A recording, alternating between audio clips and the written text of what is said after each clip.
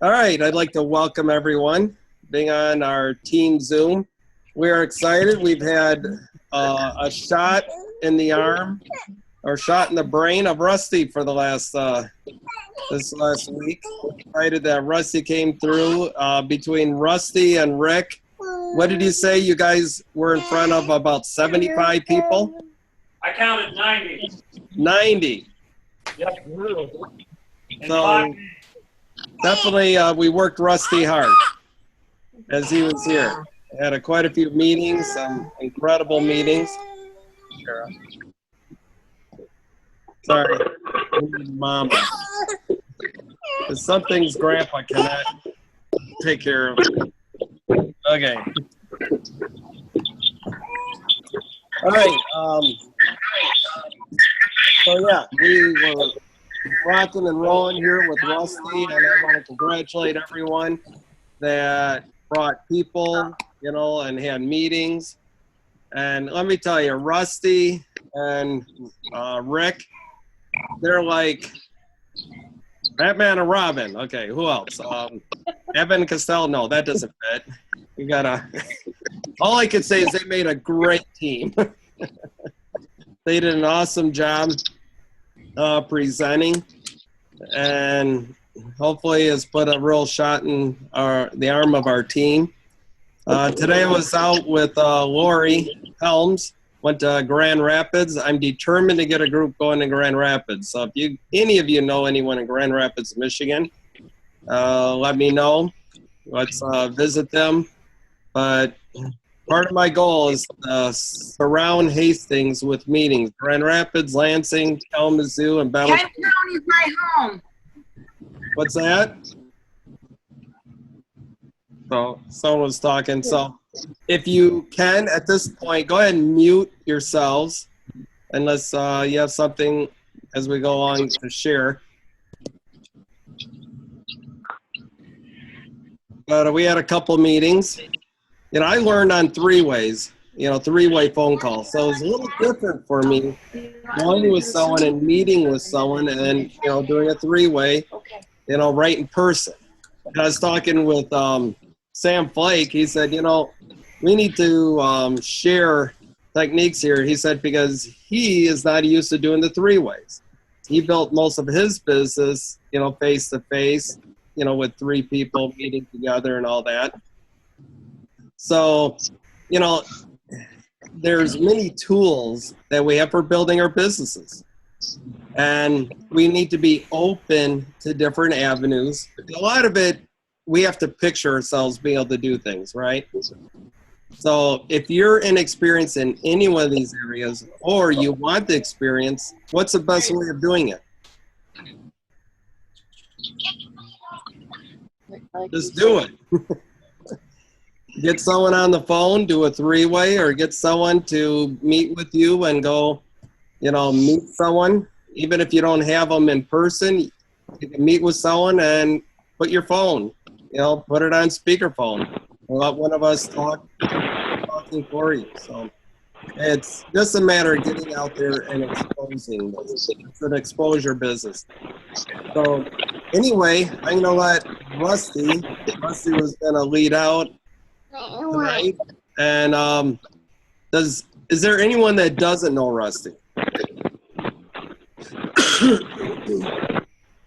But Rusty, let me tell you, he is one of the main.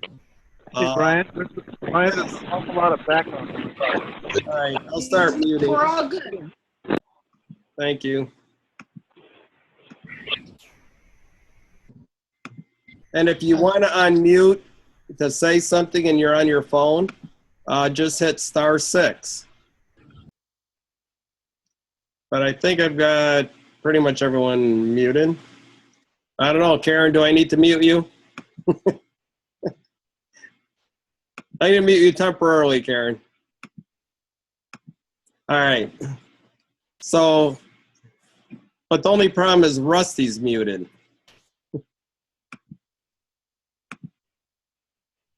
I don't know. Rusty, where are you hiding now? I'm unmuted now. Okay. Is this where you have to guess the square of what Do they're you want? Do you want me muted? Whoever that was, I couldn't hear. You're kind of broken up. Yeah, mute yourself. So yeah, if everyone could just mute yourself. Mute. Oh, thank you. Okay. I know most of you didn't get to see this, and I was watching this on Twitter on Richard Kirkman's site. It's still available if you haven't, but I wanted to play this. It's about 15 minutes of, I thought Trent Lindstrom really gave some valuable information for you guys, so get out your pens and paper and write some of this down. Notice his posture and how he shares this. I hope you guys enjoy this. Let me know if you guys can hear this okay, right? I slept through a hurricane. I slept through a hurricane. Hurricane Matthew visited me, and we went jogging. We had breakfast together. Matthew's a cool dude. I outran him. He couldn't keep up. The leaves were like blowing faster than I was running ahead of him. We had breakfast. He had parfait and some fresh fruit. I don't know, but on a serious note, this is a serious deal. One of the things that I really do take pride in is hurricanes are legit. I got criticized a little bit by a post that I made. I'm good for it, take the shots. But one of the things that I'm very serious about is the emotional decision that every one of us had to make to be here, understanding the circumstances. That is real. Is it not? Maybe a little bit of fear, maybe a little hesitation, maybe a little bit of, I'm not really sure if I should really do it. We have to think those emotions. So here's what I'm prophesying on. Y'all hear me all good? Good? We have a good group out here. And I'm going to project or prophesy that because of the emotional decision that you had to go through to be here, you're going to make bigger decisions when you leave here. And I believe that there will be elite distributors coming out of this room from the event that transpired today. Am I right? I believe law enforcement that there's two types of emotions, and these are very real emotions. Same kind of emotions that we feel when we had to make that decision to come here. The two types of emotions. Emotion number one is survival reaction, and another emotion is fear. And in law enforcement, this is very real. That's why we get so much training. Because when it comes down to making decisions, and those decisions that we execute, if we operate in fear, it is a matter of life or death. If we operate out of survival, we go back to our training. We default back to exactly how to respond to handle the situation. Now, I don't know which camera I'm supposed to be looking at this, but I'm going to look at this one right over here. I want you guys to see my eyeballs, because I mean this from the bottom of my heart when I say this. The fact that you guys made a decision to come here tells me what kind of emotion you're driving off of. And that is not a fear-driven emotion, it's a survival emotion. What that means to me is that you're a fighter. You're a winner. You want to be a champion. And I will take, and I will go to fight with every single one of you because you made the decision to be here. You hear me?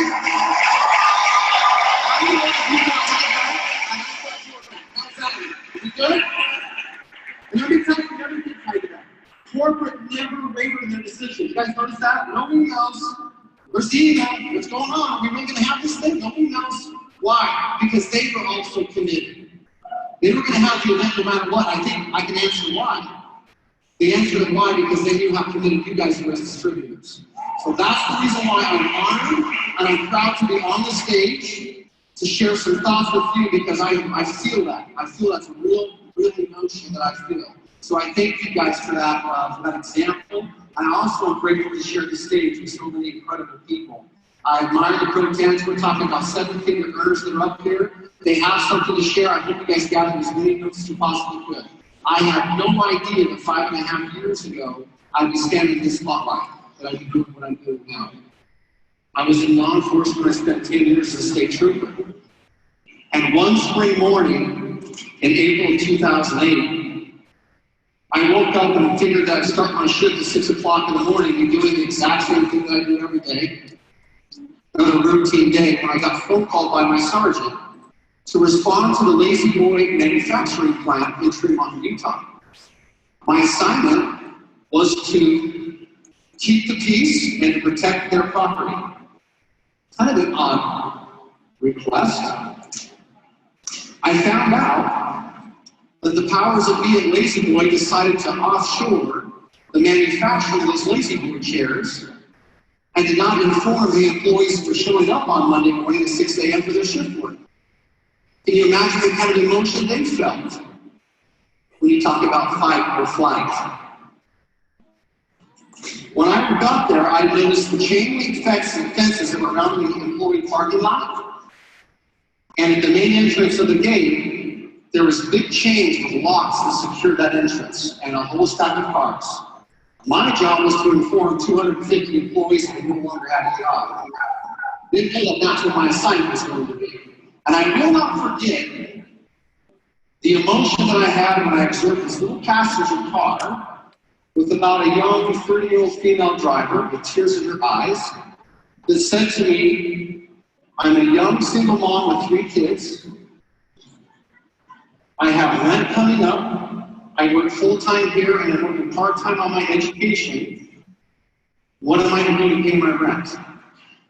As a state trooper, we provide a service to people and I didn't have an answer for that one.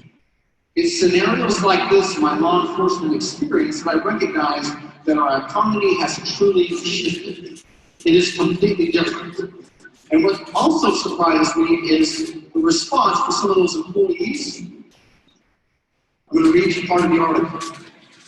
Community members have also expressed that the community is really going to be affected here, as well as residents living in Brigham City and Logan. Most of the employees stress that they're really just trying to find a way to move on. Paul, who has worked at Lazy Boy for 27 years, said, it's a blow to my ego, but we'll be fine. Another one, Ed, said, pretty bad. Everything's not only, it's not only us, it's everywhere. A lot of people are here. Third employee, this one crushes me. A third employee said, it sucks, but what can you do? Get another job? That's about it. How does that make you feel? Do you have an answer, an option, or a solution for them? We have to recognize that things and circumstances are different in our workforce economy, and part of this change in our workforce economy, anybody under the age of 34 years old, plug your ears because you're not tainted yet. The rest of us will recognize and probably can fill in the gaps. Go to school, get your paper, degree, so you can get a good, I need a steady, I'm looking for a job. Does that sound familiar? Now, if you want to talk about passion, these are the things that start to really fuel me because I recognize that things were changing. The fact of the matter is job security is a farce. Corporate employees, please close your ears because we need you. We need you. The current statistic is that if you come out of college, is your likelihood high or low that you're going to get a job where your degree is? In fact, when you come out of college, the current statistic is every 4.5 years you'll be looking for a new job. And a lot of times that's not your choice. That's just what happens. There's a major problem that's going on in our economy in 3 areas, our workforce economy. 1, young people are strapped with college debt by the time they get out of college. When they come out of college, they've got bills to pay, and they need a job. And they'll settle for the job before they, any kind of a job, and that's another job. We have a problem with people that are in the grind, that are working. Taxes continue to go up. You're working harder and getting paid less. Does this sound familiar, or am I just talking to it's nothing here? Does this sound familiar? Another big problem, and this is very real. The baby boomer generation, we love you. But you're not in a financial position statistically to retire. That's a real concern. 10,000 people every single day are not retiring. So participate in that 40 to 50 plan. Go to work for 40 to 50 hours a week. Repeat that over for 40 to 50 years with the hope that you can actually retire. The statistics are that 95% of them are not in a position to do it. In fact, only 1% are really truly financially independent. So let me ask you this question. If you had a 95% chance that working for somebody else for 40 to 50 years and sacrificing that time would leave you broke, would you still do it? Of course not. If we look at those percentages of those odds, 1% will be financially independent. So if I look out around the vast folks that are here, and if we were to say most of us work for corporate America or for a big government who work for somebody else, what's your odds? 1%. Well, I'm going to propose that it's 100% under these circumstances. You think the way the 1% thinks, and you do what the 1% do. That would change everything. There is no security in the workforce.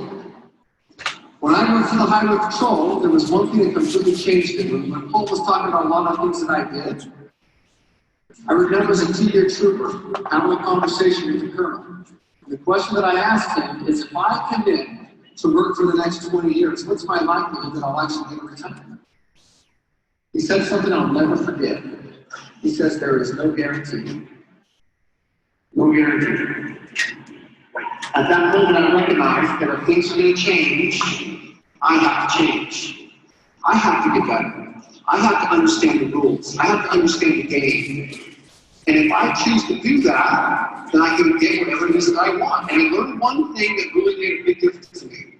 It's not what happens that determines your life future. It's what you do that changes your life. That is completely at everyone's control. And anybody can do that. Anybody can do that.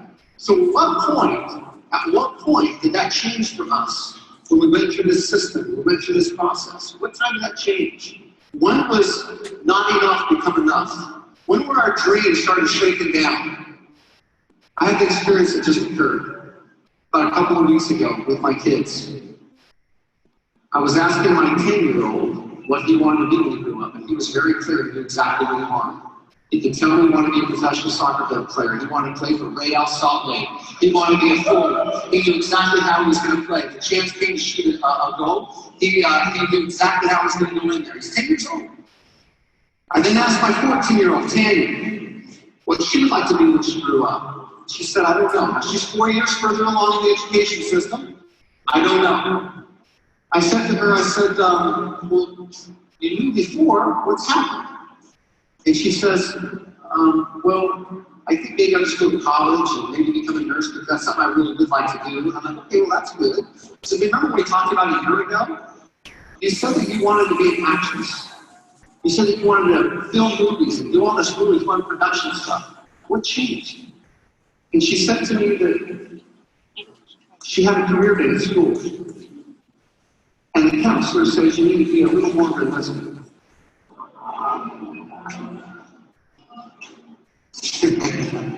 I'm making my counselor. I appreciate that. That is not good. My emotions were really pretty high. My emotions were really pretty high. I told her she could be anything that she decided she wanted to be and not to listen to that garbage. That's a bunch of nonsense.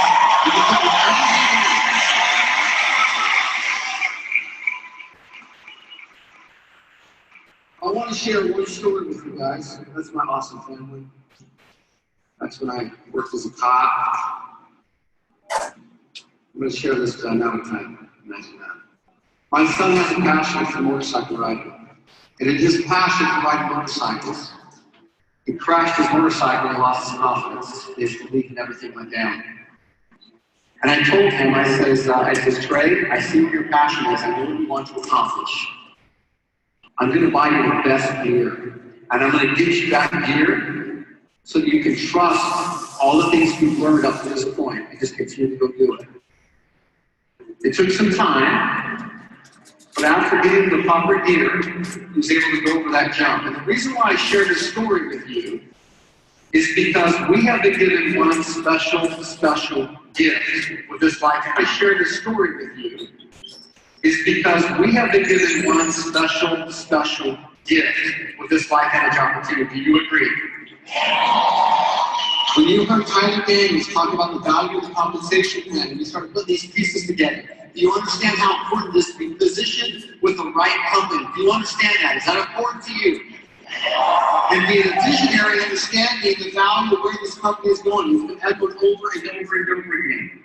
My message to you is I want you to trust your equipment. I want you to trust the leadership team by putting that helmet on. I want you to trust the fact that these distributors, the distributor leadership has put this unified training program together. You put the boots on, the gloves on, the chest protector on. I want you to trust the compensation plan to reward you for your effort. I want you to trust the entire system, because now is the time not to take the risk. This is not the time to play safe. This is the chance and opportunity for each and every one of us to claim our opportunity, to claim whatever it is that we want out of this. We have a safe motorcycle world that when in doubt, throttle out. And when you do it, there will be a sense of accomplishment that'll make you scream like a 10-year-old boy like this did. Go ahead and play.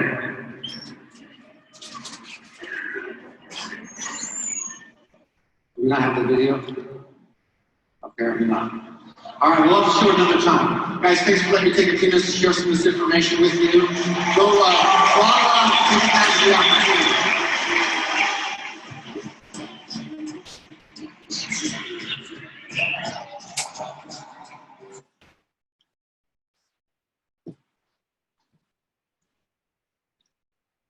Sorry if some of you couldn't hear that. Get everyone here pretty well except for Karen.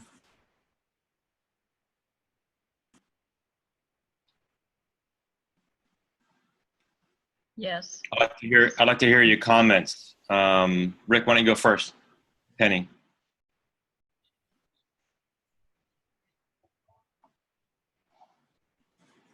Yeah, that was, I got a chance to see that that day that he was there, and that kind of hits home for me in the fact that he was in law enforcement and I was in law enforcement, and I had taken notes. I was going back through my notes from the convention, and it was Trent's time that he spoke that I took the most notes, and it was a blessing to be part of that and to hear that. But because I think sometimes we can get into those two dynamics of what he's talked about as far as survival mode or fear mode.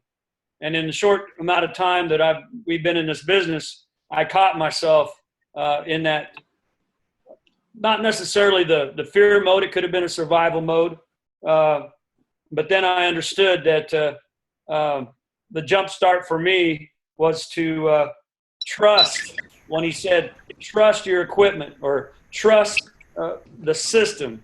And I do know this, with the opportunity that was afforded Penny and I to be part of this, it has changed our lives, it has changed my health, but more importantly, this past week, spending time with Rusty and Brian and the leadership team in Michigan and seeing some of the dynamics that transpired, it comes down to the simplicity of trusting the system, going back to the basics, doing the calls, doing the invites.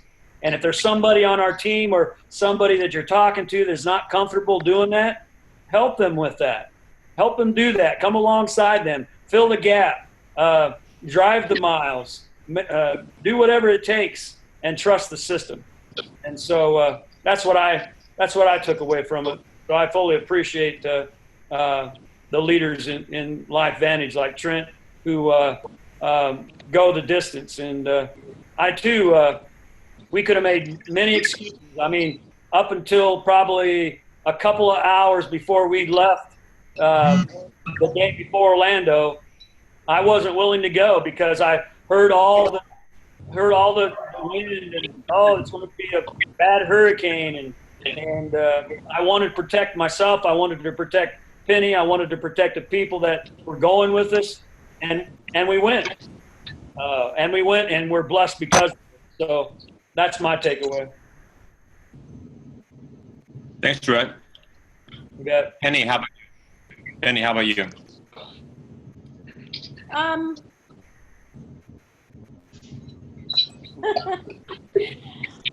I would say the thing I liked is that he brought out the fact that the people that are in this business are extraordinary and they're wanting something more in their life and they're willing to take the work to change and they want something better. They're just not going to be ordinary.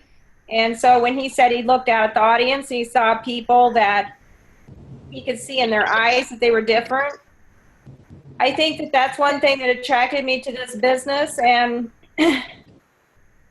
I have learned so much, but I want to learn more, you know, just about like being positive, you know, the part that I have that's negative, I want to change that. I want to hang out with people who want to be positive. And I'm learning to not worry about people who don't know what I know trying to tell me that I can't do something. So I'm learning just to start focusing on the positive people and not worrying about negative people.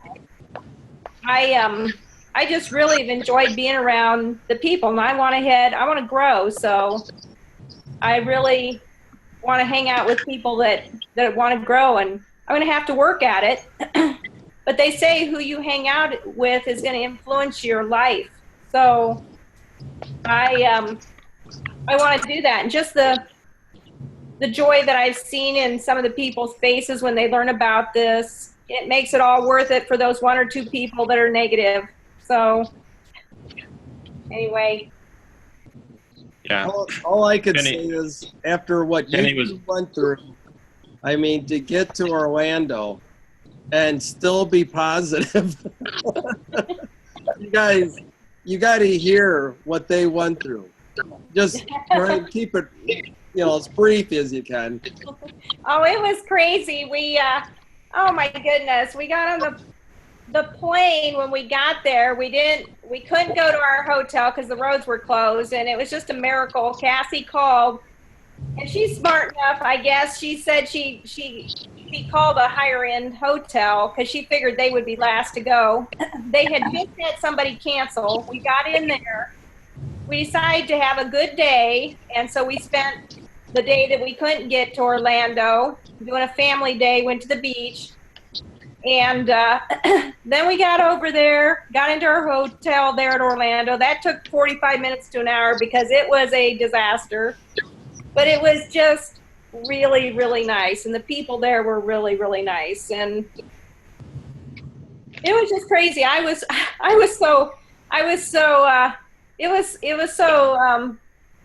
like a whirlwind. It was so bad. I shouldn't say, but I left my wallet at the ticket counter when I flew out of Orlando. So I had to cancel all my credit cards and everything else, but it was still worth it. It was really worth it. Just meeting with the team, the Michigan team, and some of the other teams Saturday morning, and people just talking about, you know, their life experiences and testimonies, and later going out to eat. Sam Flake sat at our table, and Sarah Dooley sat at our table, and trained Cassie's new person. And it's just every time I get to know people better. At first you feel really scared and you don't really know people and you feel out of place. And the second time I felt like, you know what, they really do mean what they say when they talk to you. They really do care. So I know I'm going to start, you know, really realizing that people really do care to be a team. So that's really means a lot, getting to know people, getting connected.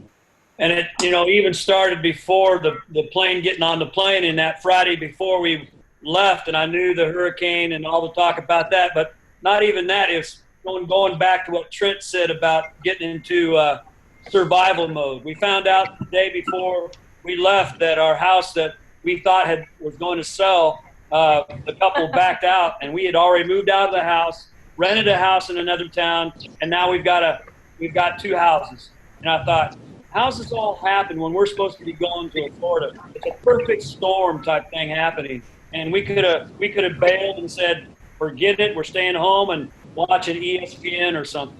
And we decided not to. So that's our take. That's amazing. That's amazing, guys. Hey, one thing I really enjoyed was getting to know more of you guys while we were there, and I enjoyed visiting. My first stop was at Rick and Penny's, just hanging out in their house and just being, family. Just really enjoyed that. Penny, I mean, how did you feel having me there in your house? I mean, was it like uncomfortable for you, or? It was just like having family. I did get nervous a little bit once in a while. I didn't feed you. That was very good. But it was really great. It's just like family. So She was amazed, Rusty, how much buckwheat you can eat. yeah, it was. As far as It was neat for you to meet our downline too when we had our meeting. They came, and that was just really incredible. There was several people that wanted to be there and couldn't, but we'll get them on a Zoom or something. Rusty, you've said something a couple of times now that the time that we spent, you said something, you've repeated it a couple of times, and it's this. And I want everybody, all the 18 people on the call to remember this and to listen to what I'm about to say, is because Rusty said yes to this, because Brian said yes to this, because Penny and I said yes to this, all of you are on this call. And there are many, many, many more that aren't on this call because Rusty said yes. And Rusty put in the time to fly to Orlando and fly to Iowa and fly to Michigan, fly to Denver and wherever else he's going before he ends up going back to Hawaii. So Rusty, I appreciate that of you. And Rick is. that was a big. Rick is. That was a big moment. Sorry, Penny. Go ahead. I said, after Rick got to watch you guys do all this zooming around, now he's really excited to go up and see Terry. So I was really excited about that. I'm like, wow, he watched this and now he wants to do it because he's seen it done. So North Dakota bound. I wish I could go on that trip. That'd be fun. I'd Oh, like to have you. wow. I'd like to have you in my back pocket. So yeah. How big is I your think it was- house, Terry? she's muted. You have to unmute. I could sleep quite a few. Yeah. All right, I we'll have count a that small as. house, but a lot of beds. I mean, there's 18 of us here, so, that's a good invitation.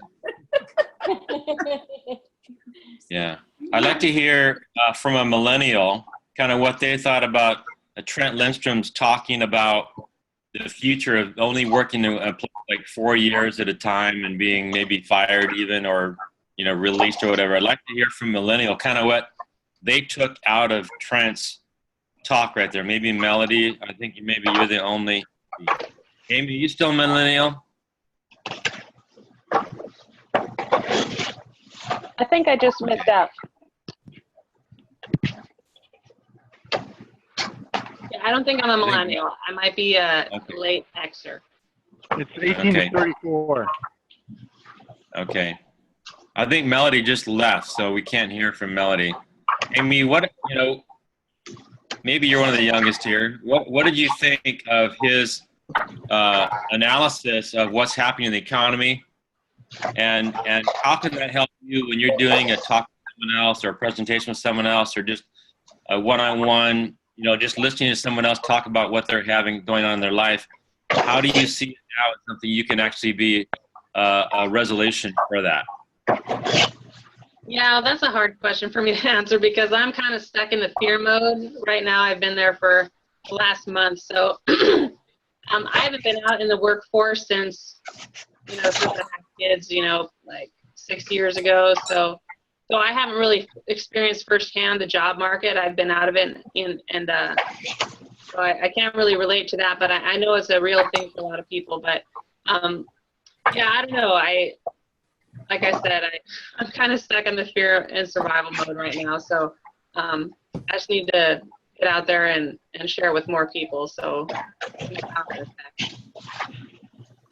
Amy, did you hear what he said about being a policeman and being, whether you're survival mode or what you fall back on as far as act in a tight situation? How do you think that will change so that you'll get out of the survival mode and get more proactive mode? What could make the difference? I think I just need to do it. Right now I always want to see the next step and the next step. So I don't want to call people because, with my 2 kids that I stay at home with, I'm like their person for almost 100% of the time. So even if I got someone who would do an overview, I can't see the next step of when I could be available to, to set up an overview. You know what I mean? So yeah. I know it's possible because, everyone says, well, if people did it during their kids' naps or whatever, but I just need to get out and do it. And I need to get, I think once I saw some customers who really got it, who were excited, then I can maybe keep the momentum going. But, when my mom was down here, I had a little more time for doing the business, and I probably didn't take advantage of that as I could have. Now she's gone, and I don't really have a babysitter, so then that's been my excuse. Like, I don't know when I'm available, when to do this business, but I know it's possible, so I just need to formulate a game plan. Because I know that once, when I get on these team calls, it helps a lot.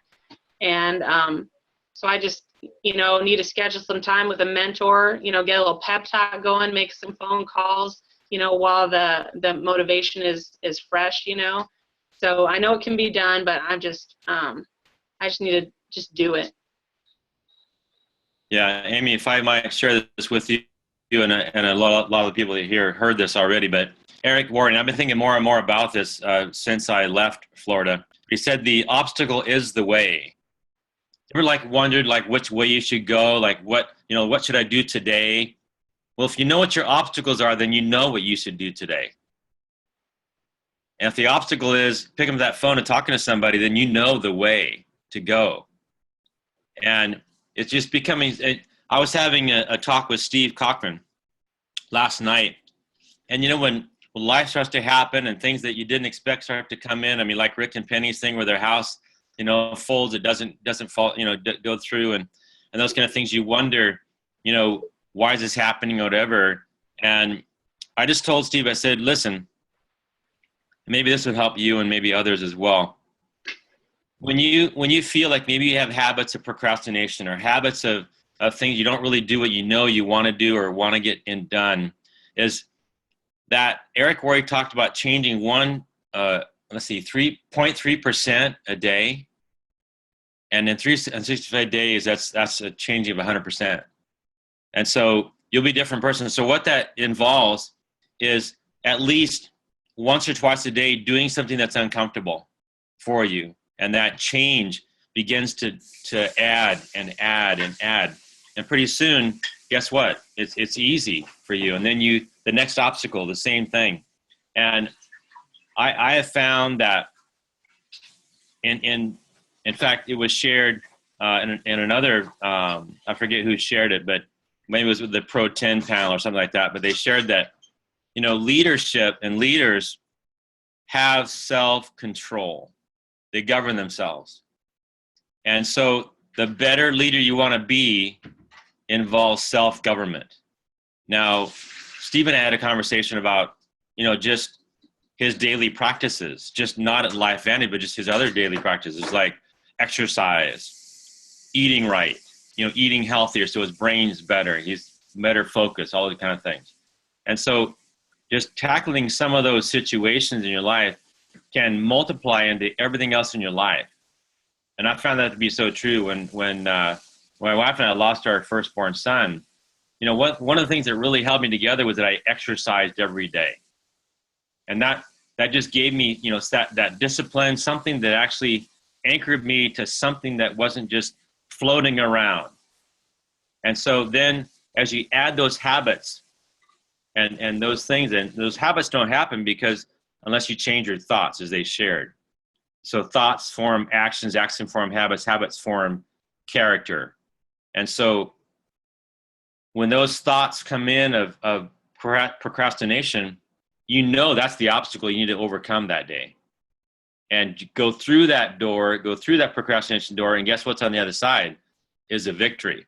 And each victory leads to another one, and that leads to better thoughts, which form better actions. Does that make sense? It will really help you. Hope that was helpful. That is excellent advice. That makes sense. So let's see, Mike, can we hear from you what you thought of Trent's presentation there at the end, Mike? I couldn't really hear it, Rusty. It was really breaking up bad. Sorry to hear that. Yeah, I think I have the recordings. Is that from the Florida Yes. event? Okay, so I have the recording. I haven't listened to that part of the I was listening to Eric Worre. Okay. But it sounded good from what I could hear. I mean, just like what Rick said, just you have to rely on your equipment and your systems. And for Amy, it just is a suggestion. I got Eric Worre's Network Marketing Pro. I got the discs and listened to them in the car.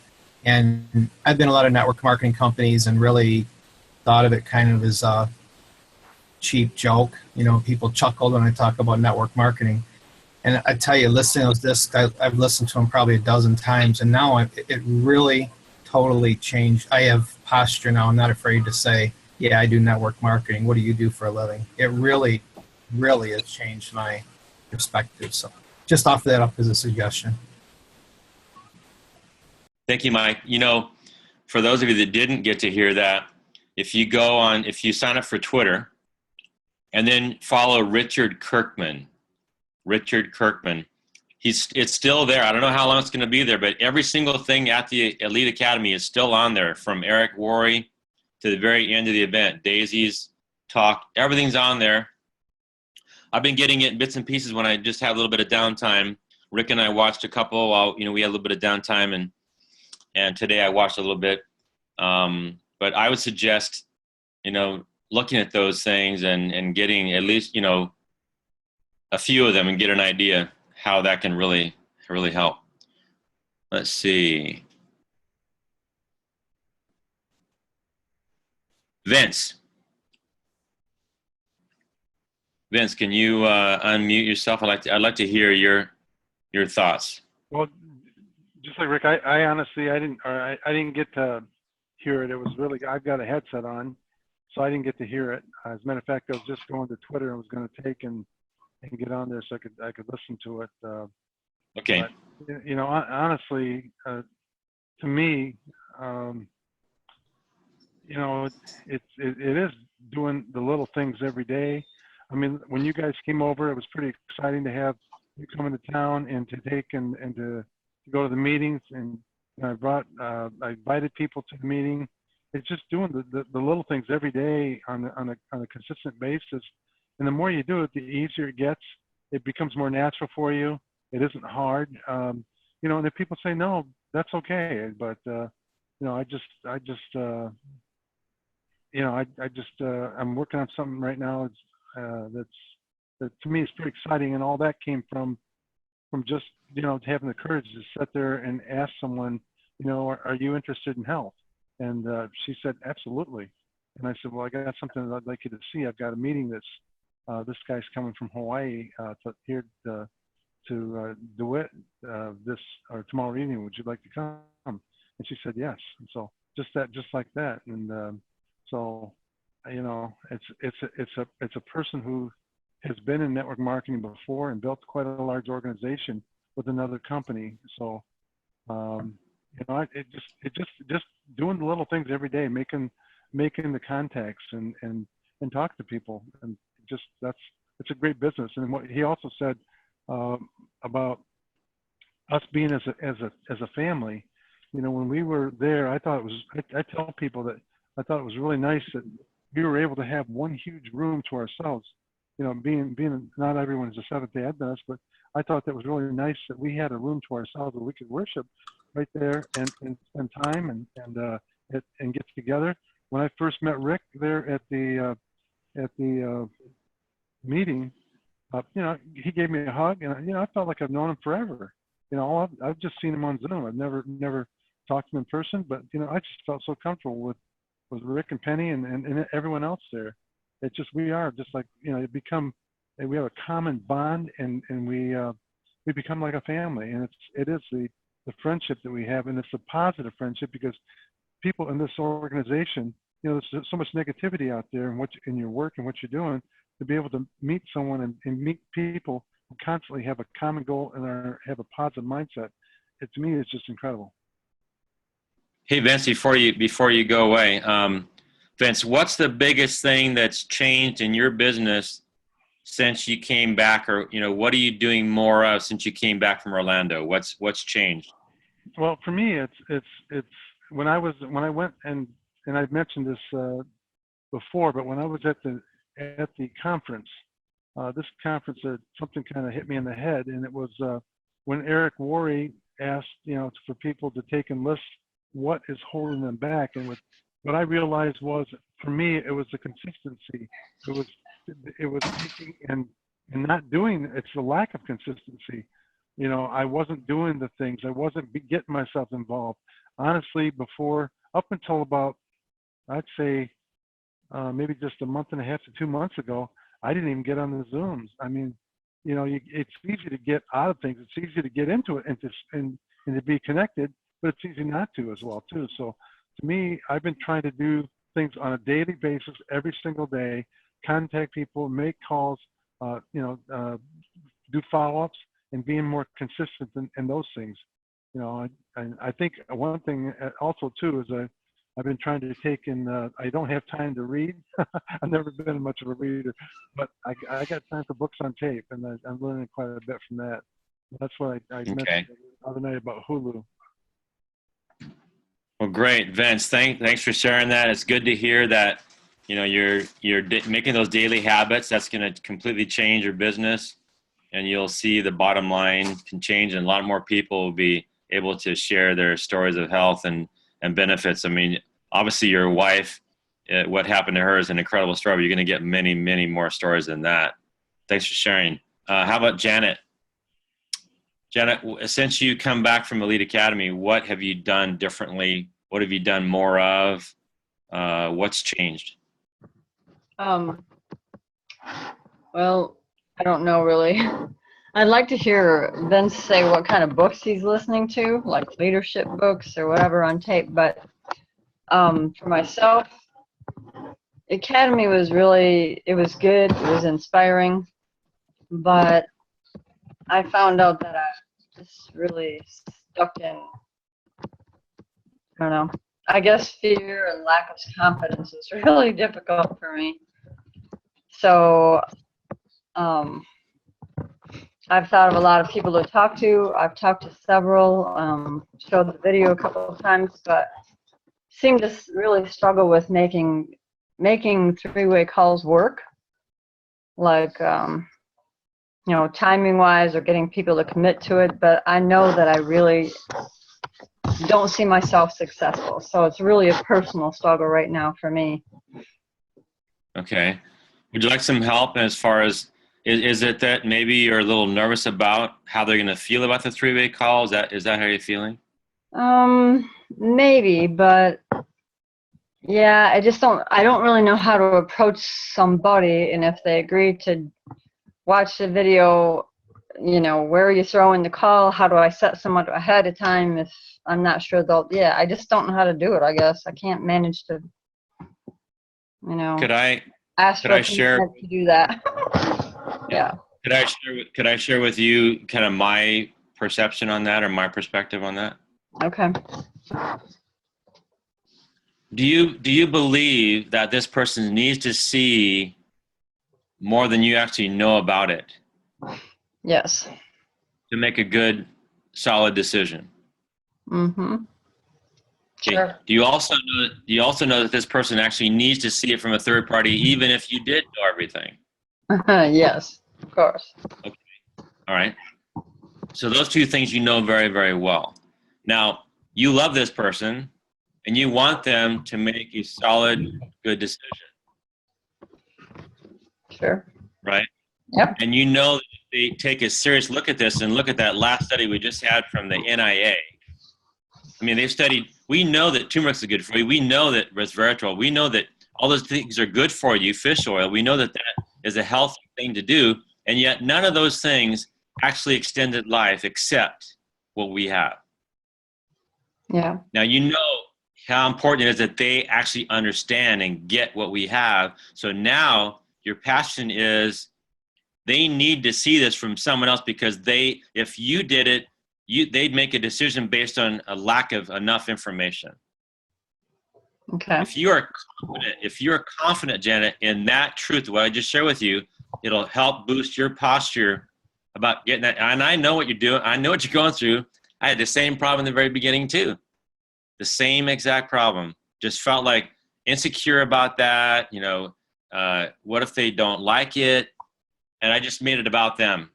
I said, listen, it's about you. It's about you making a proper decision. If I did it, you'd make a bad decision based on improper information or whatever. So does that help, Janet? Yeah. Okay, so otherwise, and this may be hard medicine to take, but Sam Flake said the same thing. Yeah. Otherwise, it's all about you, Mhm. and not about them. Make it about them, not about you. Because if it's about you, then the fear's there. If it's about them, it's like this. Would you rush into a house to grab a small baby out of a fire?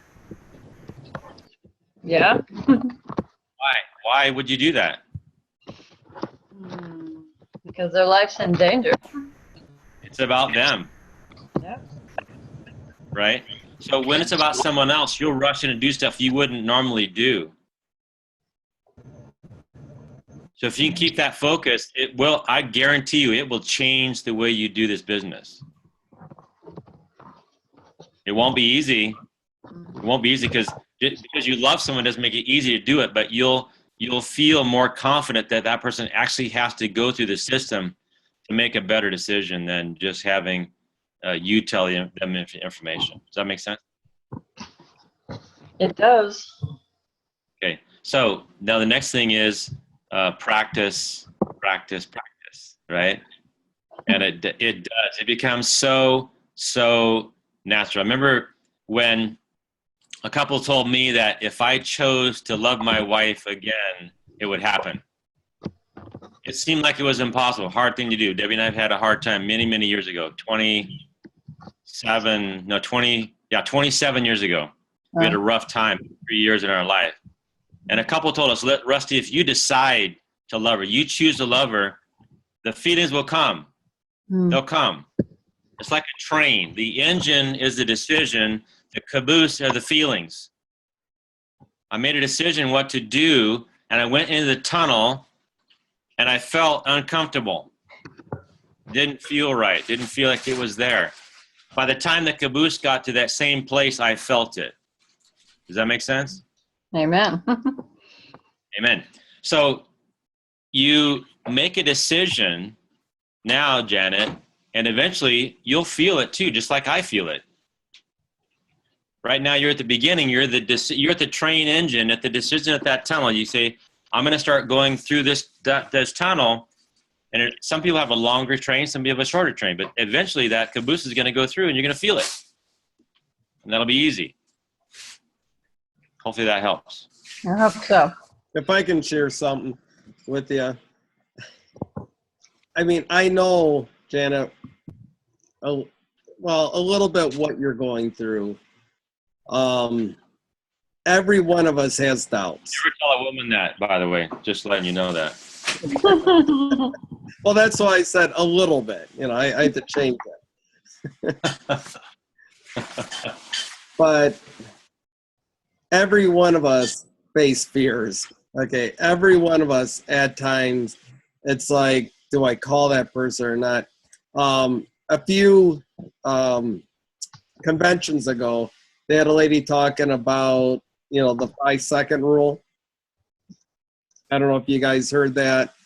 But the 5-second rule, if something comes to your mind, a person, or maybe call somebody or whatever, act on it.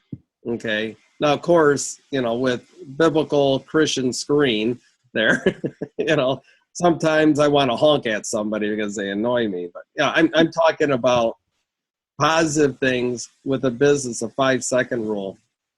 When I was driving home, it's like from yesterday, I had to drop off my granddaughter in Cincinnati, Ohio, for her father to pick her up.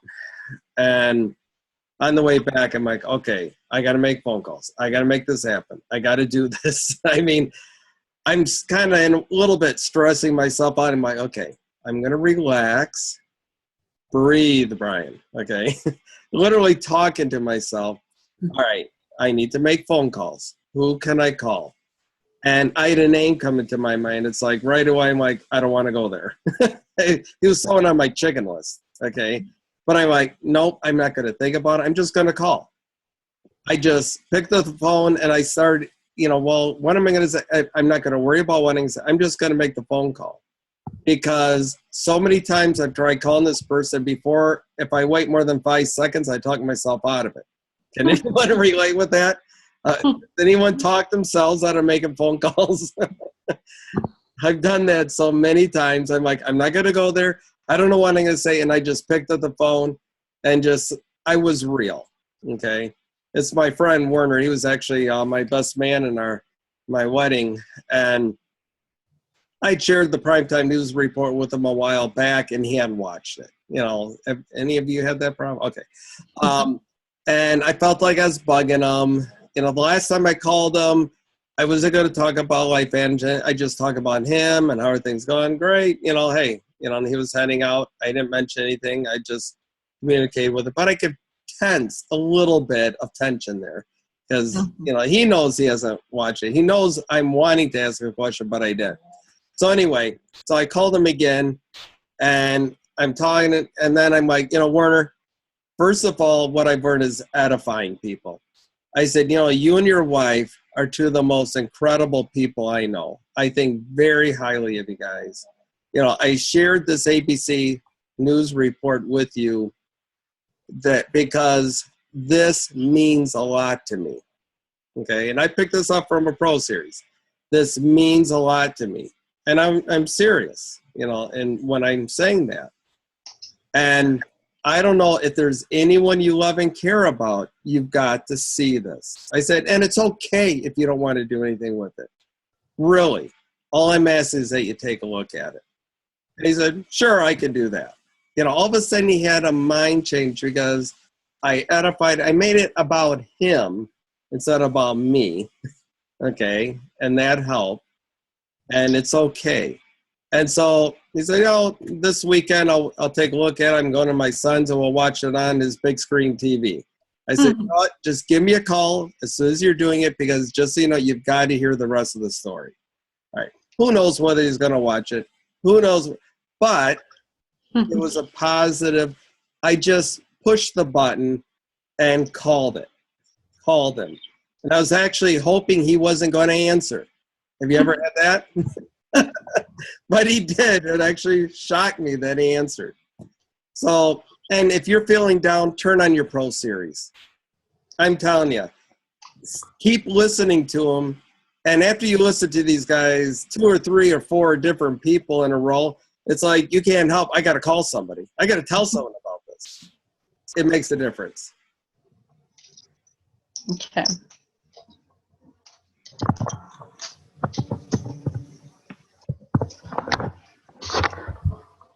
All right, so we've already gone over the hour, but I really wanted Melody to share from a young person's point of view how, Lead Academy and then kind of what's happening, what you're doing, and what you thought of Trent's thing, if you could hear it, as far as, talking to someone about when they have a 95% chance of not succeeding, if they just want to continue in that, if that makes sense to you.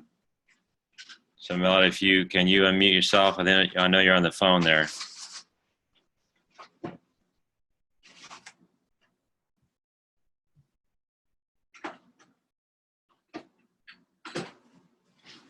Okay, maybe not. Okay, well, guys, thanks for all sharing. And we've gone just 8 minutes over the hour now. Thank you very much for participating. It's great to see all you guys on here. When I get home, I'll have my camera back on my computer. That's why I'm not showing up.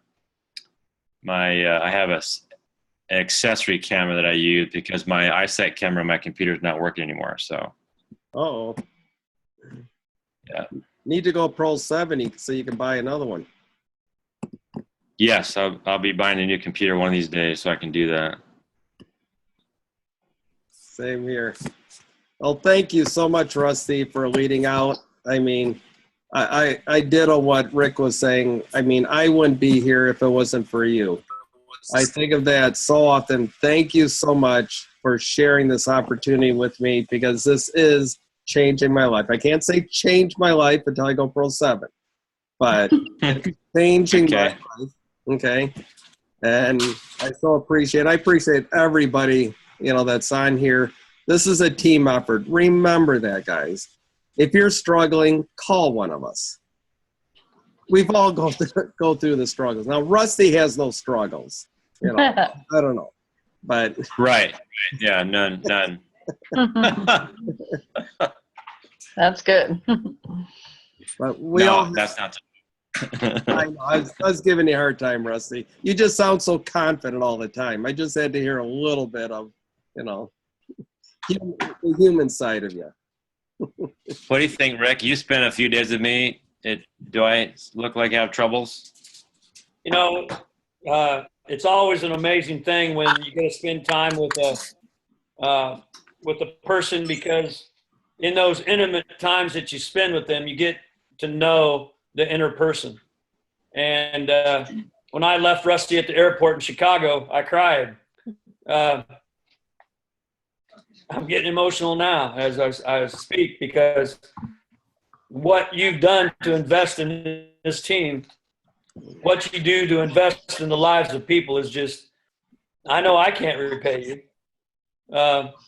But just know that what you're doing is, as a leader, as a mentor, as a Christian man, as a steward of the free gift that God has given you, is just the most amazing thing that we have. And I fully appreciate,